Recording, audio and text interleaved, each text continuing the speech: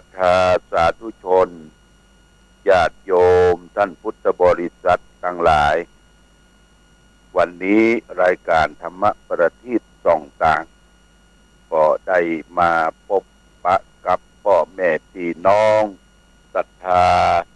สาธุชนญาติโยมแห่งครั้งหนึ่งวันนี้เป็นวันอังคารที่14เดือนกุมภาพันธ์พุทธศักราช2566วันแห่งความรักวันวาเลนไทน์วันแห่งความรักวันนี้เช่นเดียวกันเลยญาติโยมที่วัดปันดารามต้นหนุนเพิ่นก็จะแบ่งปันความรักโดยการไปฟังเทศน์ฟังธรรมมหาชาติเทศสันตรชาดกติดตามกัน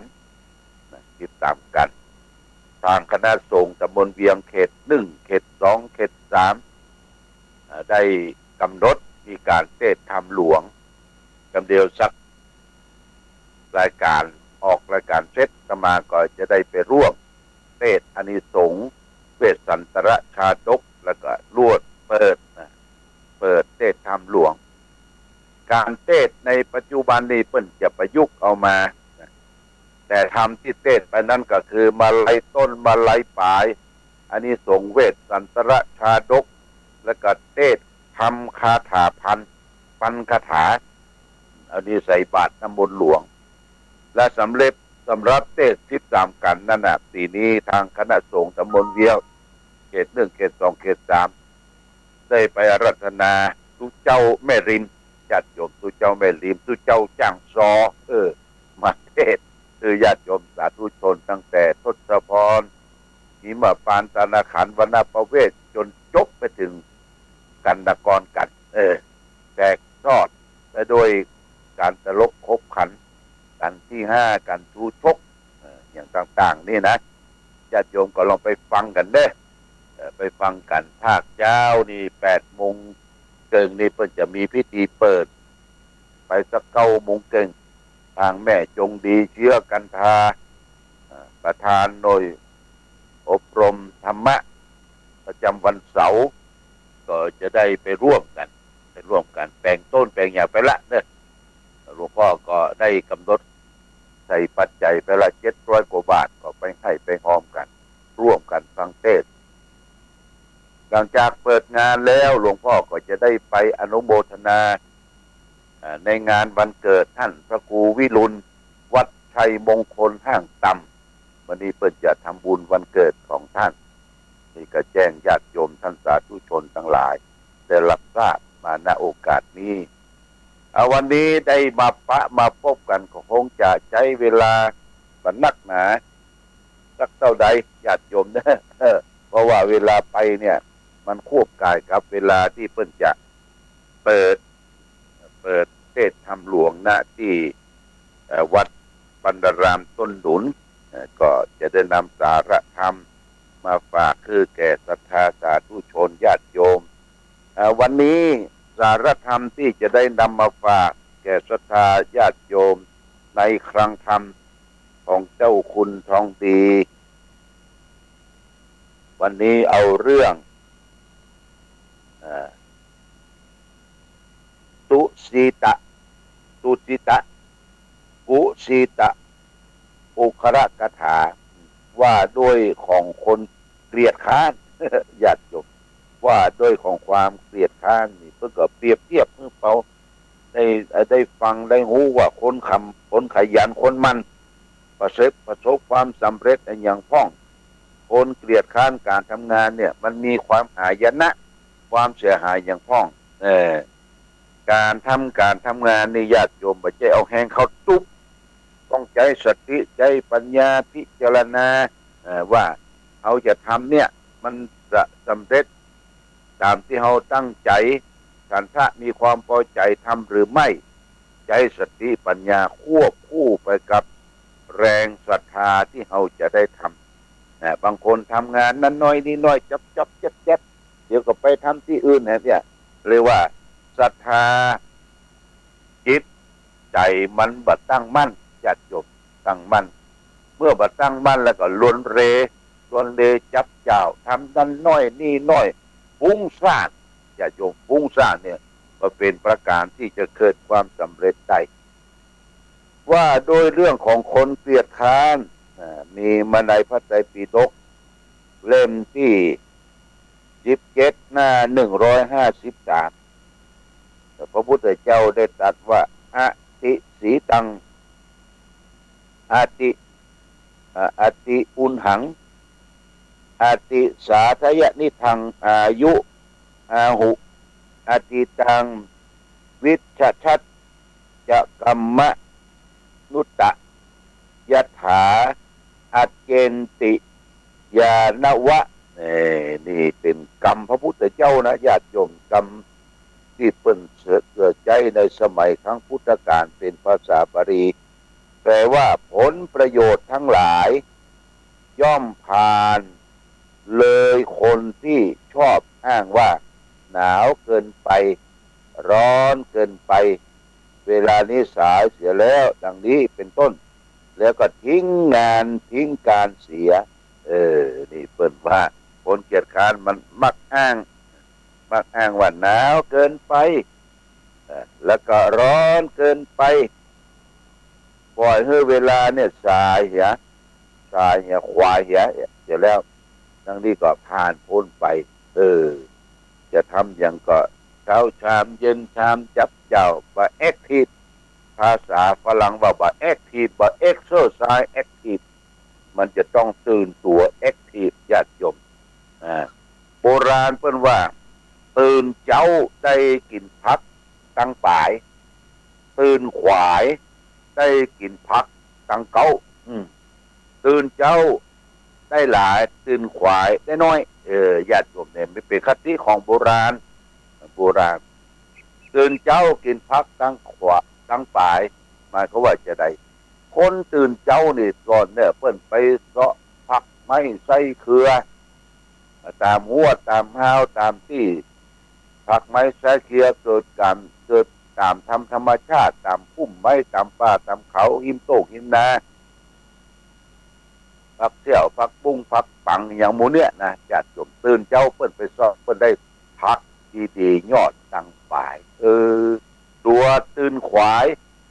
วาเวตาเจสีขี้หูขี้ตาโอ้ไปพ่อพักตั้งป่ายเปิ้นเลี้ยไปหมดแหละได้กินผักยอดตั้งเก้าตื่นเจ้ามันจะได้หลายเวลามันนักญาติโยมเวลานักทำหยังก็กิจการงานทุกสิ่งทุกอย่างพอมีเวลาเพราะตื่นเจ้าตื่นขวายได้หน่อยปัดตันเพิ่นญาติโยมนี่เพิ่นพระพุทธเจ้าตรัสไว้ในพระไตรปิฎกว่าคนเกลียดค้านย่อมเสียประโยชน์นะประโยชน์หลายย่อมผ่านพ้นเสียไปโดยอ้างว่าหนาวเกินไปร้อนเกินไปเวลาที่สายเสียแล้วแล้วก็เวลานี้มันหิวต้องซอกกินข้าวก่อนกินข้าวอิ่มแล้วยายเม็ดข้าวก่อนอย่างเงี้ยบ่ได้เตื้อเนี่ยมันอักว่าเนี่ยคนเฮาเนี่ยมักอ้างว่านะญาติโยมเพราะฉะนั้นเอาสรรเสริญคนจีนเนี่ยญาติโยมคนจีนคนญี่ปุ่นเนี่ยโอ้เพิ่นจะตื่นเช้าบอกว่าผู้เฒ่าผู้แก่ตื่นขึ้นมาก็จะไปเอ็กซ์เซอร์ไซส์ออกกำลังลำมวยจีน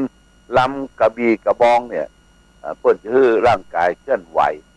ร่างกายที่เคลื่อนไหวกำลังออกคือกำลังที่ได้ญาติโยมนะกำลังออกคือกำลังที่ได้อันนี้ก็เป็นเรื่องที่มาเป็นข้อคิดสะกิดเตือนใจคือญาติโยมท่านสาธุชนสอนลูกสอนหลานนะเนี่ยอย่างก็คือเร่งรีบทำถ้าเอามาเร่งรีบทำตอนนี้ปัจจุบันนี้ต่อไปอนาคตทายไว้เลยว่าเป็นคนบ่พอกินบ่พอใจในการดำเนินชีวิตของเขาและท่านทั้งหลายมีฝากไว้คือมีความขยันหมั่นเพียรคือมีความพอใจทำคือมีความภาคเพียรที่จะต้องทำอย่างแล้วคือเอาจิตของเขาเนี่ยไปฝักใฝ่ในการในงานนั้นเสร็จแล้วก็ เอามาประเมินตัวเองประสบความสำเร็จอันจะเกิดขึ้นอีกปากไปเอาละญาติโยมวันนี้พบปะเดี๋ยวจะได้เดินทางไปที่วัดต้นหนุนเพื่อนจะได้ไปเปิดงานเทศธรรมหลวงแล้วก็จะได้ไปเทศธรรมอานิสงส์เวสสันตรชาดกรวมผูกเดียวอันนี้เป็นอานิสงส์เปิ้นก่อนอื่นต้องขออนุโมทนากับญาติโยมที่ได้ให้ได้หอมได้บริจาคตอนนี้เราก็มีอย่างเดียวนะคือเป็นเจ้าภาพเทวดาที่จะรักษาวัดวาอารามแห่งห้องทั้งหลายให้มีความจุ่มความเย็นเทวดานี่หลวงพ่อได้สั่งมา71ตนจำบุญตนจำบาปตนจำน้ำหยาดหมายทานมีเทวดามาคุ้มครองรักษาวัดวาอารามมีกินมีทานแล้วก็เชิญเทวดามาคุ้มครองรักษาโมทนาเด้อโมทนากับญาติโยมก็มีแม่ชีวันตนีอิ่มรัตนรัตน์สำนักวิปัสสนา800 บาทแม่จันแก้วเตจะแก้วบ้านต้นซานสามัคคีสันทรายนี่หมู่6 800 บาทแม่สุนามูลเมืองบ้านสันบ้านสันตำบลน้ำบ่อหลวงสัมปะตอง800 บาทคุณแม่จันทาเรืองสุวรรณอุทิศให้แก่ลูกหลาน800 บาทแม่จันทรีสุขาบ้านต้นหนุนหนองห้อง800 บาทแล้วก็ครอบครัวนายสุพัฒนางสายพินกิจศิรินิกุลพร้อมโดยคณะลูกหลานพุทธิดารับเป็นเจ้าภาพอยู่9 ตนนะ9 ตนปัจจุบันนี้ได้36ละ36 ตนก็ใกล้มาญาติโยมก็ได้ร่วมด้วยช่วยกันนะร่วมเป็นเจ้าภาพเจ้าศรัทธาได้ร่วมกันขึ้นกันสร้างบูรณะปฏิสังขรณ์วัดวาอารามของเขาการกุ่งรุ่งเรืองและแหมงานหนึ่งเด้อวันที่23นี่จะมีงานใหญ่คืองานส่งน้ำพระเจ้าตนหลวงและถวายพุ่มดอกไม้ณที่วัดพระธาตุศรีมหาโพธิโพธารามก็ประชาสัมพันธ์ทางองค์การบริหารส่วนตำบลปงดำร้อนเพิ่นจะมีการประชุมวันที่15เนี่ยวันพุธระยะจบเวลาบ่ายโมงครึ่งอันนี้ทางคณะสงฆ์ตำบลปงดำร้อนก็จะได้ไปร่วมประชุมปรึกษาหารือสำหรับหัววัดที่ได้นิมนต์กับประมาณ35หัววัดก็มีสั่งไตยตานที่เราจะได้เป็นเจ้าภาพเจ้าศรัทธาด้วยกันก็คือสั่งละ1,000 บาทรวมกันก็ได้เด้อรวมกันก็ได้ถวายทานหัววัดที่ได้ไปเจริญพระพุทธมนต์นอกจากนั้นเราก็ได้ทำสำรับกับข้าวอาหารการกิน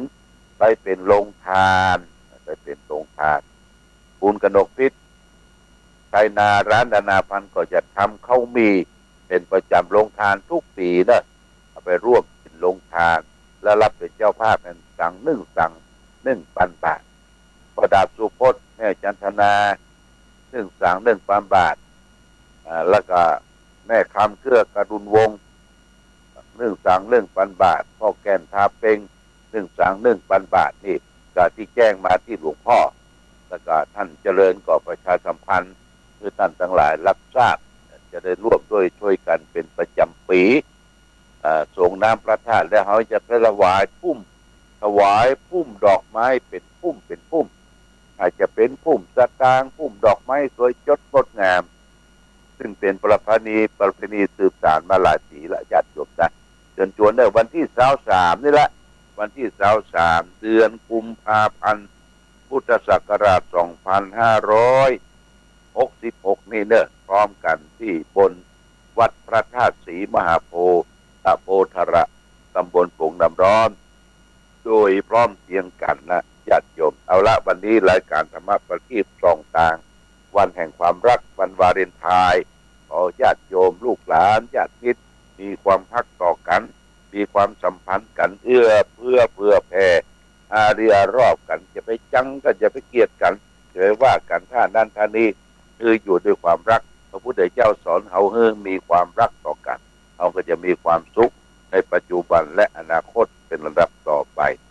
รายการธรรมะประทีปส่องต่างต้องขอลาก่อนขอผู้ฟังจงตั้งมั่นจิตหันษาด้วยธรรมะขององค์พระพุทธาได้นำพาให้เกิดความ